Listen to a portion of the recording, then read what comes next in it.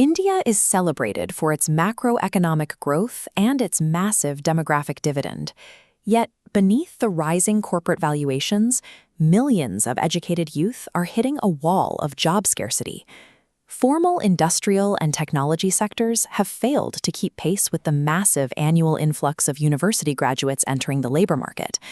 Faced with pervasive underemployment, young professionals migrate across state lines, competing for any available opportunity, even lower-level clerical and municipal openings.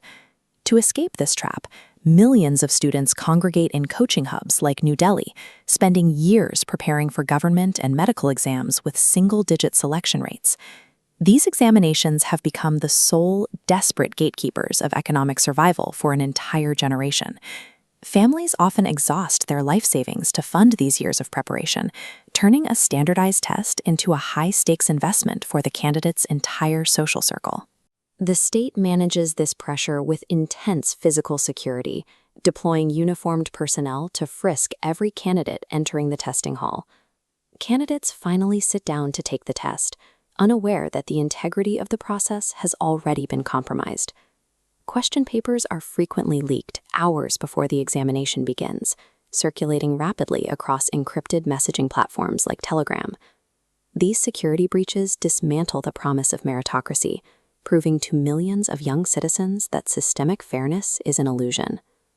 Highly organized cross-state criminal syndicates have transformed these leaks into a lucrative industrialized operation. This chart illustrates the mafia's economic model. While a single paper can sell for 50 lakh rupees, the syndicate often crowdfunds the cost, distributing answers to thousands of students for as little as 50 rupees each. In Rajasthan, the syndicates focus on physical theft, stealing question papers directly from government vaults. In Uttar Pradesh, they intercept transport vehicles, colluding with insiders to breach sealed boxes while they are in transit to examination centers. In Madhya Pradesh, the network targets digital infrastructure, hacking the servers of the private companies hired to organize the testing. By exploiting physical, logistical, and cyber vulnerabilities with equal precision, the mafia has rendered the entire national testing infrastructure insecure. Beyond the criminal mechanics, the systemic collapse is driving a significant mental health crisis among the student population. Candidates who spent years in isolation preparing for these tests report severe anxiety, acute stress, and total loss of self-esteem when the results are voided. The knowledge that unqualified candidates purchased a merit-based advantage creates a profound sense of systemic injustice. These institutional failures induce a state of widespread hopelessness, permanently shattering a generation's trust in the concept of fairness. In mid-2024, this psychological despair erupted into massive public outrage, as students protested irregularities in the NEET UG examination. The Cockroach Janta Party movement emerged at Jantar Mantar, where protesters wore satirical masks to symbolize institutional apathy and demand the resignation of education officials. In response, the state moved to contain the crisis by targeting the digital platforms used to distribute leaked materials. The government invoked the Information Technology Act to temporarily restrict Telegram, attempting to halt the cheating network's distribution channel. Censoring a messaging app treats the symptom of distribution, but it leaves the root cause, internal corruption and logistical rot, entirely unaddressed.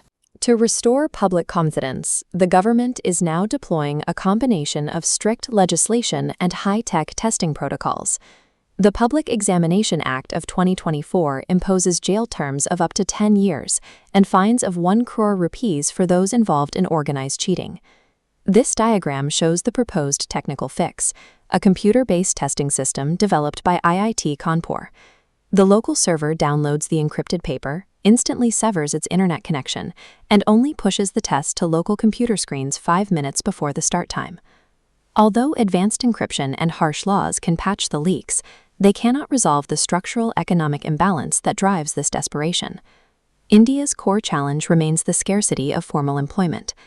Until the economy generates enough jobs for its graduates, the intense pressure on the education system will continue to threaten the ladder of upward mobility.